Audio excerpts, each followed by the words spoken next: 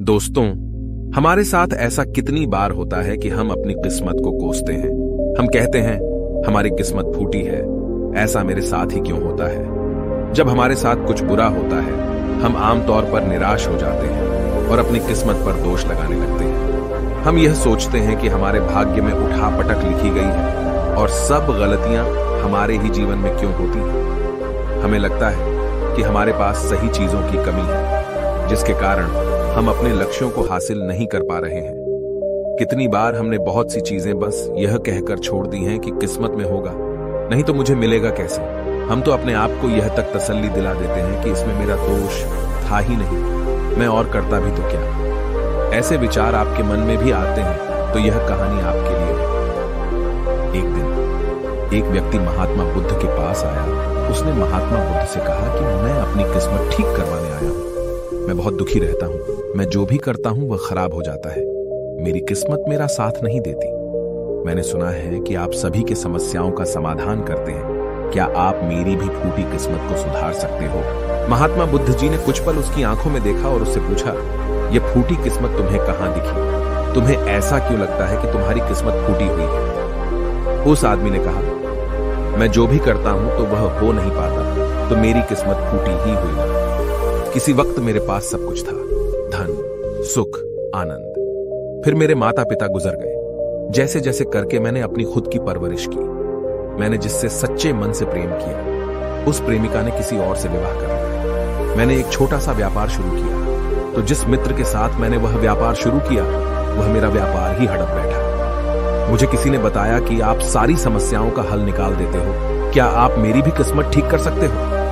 महात्मा बुद्ध ने कहा, लाओ तुम्हारी फूटी किस्मत मुझे दे दो, मैं अभी उसकी मरम्मत कर देता हूं। व्यक्ति ने कहा, मैं किस्मत को कैसे दे सकता हूं, वह तो दिखाई भी नहीं देती। महात्मा बुद्ध ने पूछा, जब तुम्हें तुम्हारी किस्मत दिखाई ही नहीं देती तो तुम्हें कैसे पता कि वह खराब हो चुकी है? उस व्यक्ति ने सोचकर उत्तर दिया, नहीं, मैंने कभी ऐसा नहीं देखा कि मेरी किस्मत सचमुच खराब हो चुकी है। व्यक्ति ने कहा, मेरी किस्मत खराब है, तभी तो मेरे साथ सब कुछ गड़बड़ हो जाता है। मेरे बनाए बनाए कामों पर पानी फिर जाता है। अगर मेरी किस्मत अच्छी होती तो सब कुछ ठीक होता है ना। तो महात्मा बुद्ध ने कहा, तुम ठीक दिखाई देते हो, तुम्हारा स्वास्थ्य भी ठीक लग रहा है, तुम्हारे हाथ पैर भी सलामत हैं, तुम अभी तक मरे नहीं हो। मुझे तो तुम्हारी किस्मत में कोई भी खराबी नहीं लग रही, सब कुछ सही लग रहा है। अगर किस्मत खराब होती तो तुम बीमार होती, तुम्हारा अंग भंग हो जाता या तुम मृत्यु को प्राप्त हो जाता। लेकिन ऐसा तो कुछ भी नहीं है, फिर तुम क्यों कह रहे हो कि तुम्हारी किस्मत फूटी हुई है? व्यक्ति ने कहा, आप समझ नहीं रहे हैं, मेरे ऊपर बहुत कर्ज है।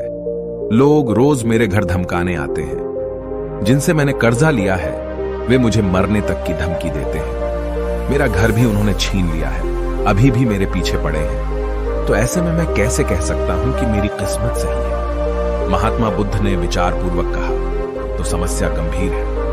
व्यक्ति ने उदासीनता के साथ कहा, जी हां, अब आप समझे ना कि मैं कितने बड़े दुख से गुजर रहा हूं। महात्मा बुद्ध ने आवाज में समझाया, तुम्हारी किस्मत अच्छी है कि तुम जीवित हो इस दुख का सामना करने के लिए, और इस जीवन से ही तुम अपनी समस्याओं का सामना कर सकते हो। व्यक्ति ने कहा, बुद्ध, आप नहीं समझ रहे हो। तब महात्मा बुद्ध ने उससे कहा, समझ तुम नहीं रहे हो, आओ मेरे साथ आओ।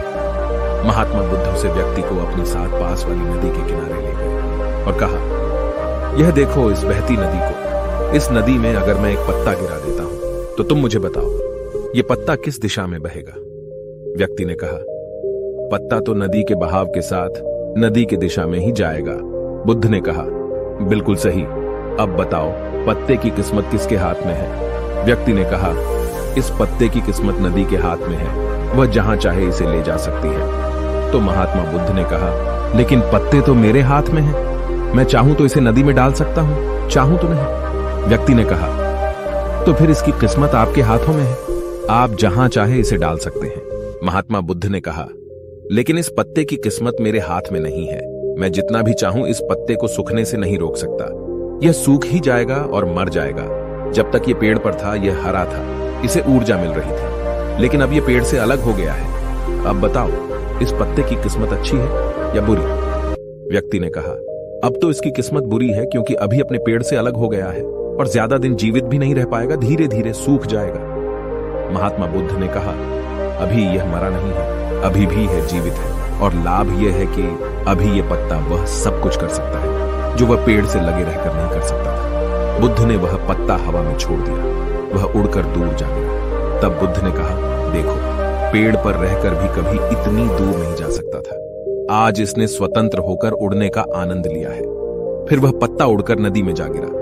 बुद्ध ने कहा, देखा, अब वह पत्ता नदी में तैरने का भी आनंद लेगा, और अगर तुम ध्यान से देखो तो यह पत्ता कितने ही छोटे छोटे जीवों को अपने ऊपर बिठाकर नदी के एक किनारे से दूसरे किनारे पहुंचा रहा है। इस पत्ते की भी किस्मत अच्छी है, क्योंकि वह अपने नए अवसरों को ढूंढने में लगा हुआ है। तुम्हारी समस्याएं तुम्हें उड़ने का अवसर दे सकती हैं, यदि तुम उन्हें सकारात्मक नजरिए से देखो।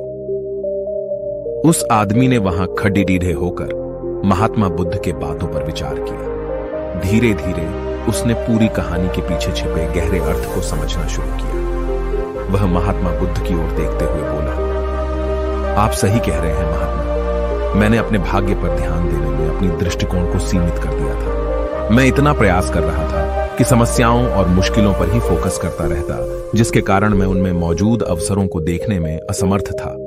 मुझे अब समझ आ गया है कि मेरी फूटी किस्मत बस एक डर और निराशा से उत्पन्न एक धारणा थी। यह कहानी हमें यह सिखाती है कि हमारी किस्मत हमारे हाथ में होती है, हम खुद अपने जीवन की दिशा निर्धारित करते हैं। हमारी समस्याओं का हल भी हमें ही निकालना होता है। चुनौतियों को एक अवसर के रूप में देखकर हम आगे बढ़ सकते हैं और अपनी किस्मत को सुधार सकते हैं। दोस्तों, ऐसी कहानियां हमें जीवन जीने का तरीका सिखाती हैं। अगर आपको यह कहानी पसंद आई और आप हमारे चैनल पर और बेहतरीन कहानियां देखना चाहते हैं तो सब्सक्राइब जरूर करें।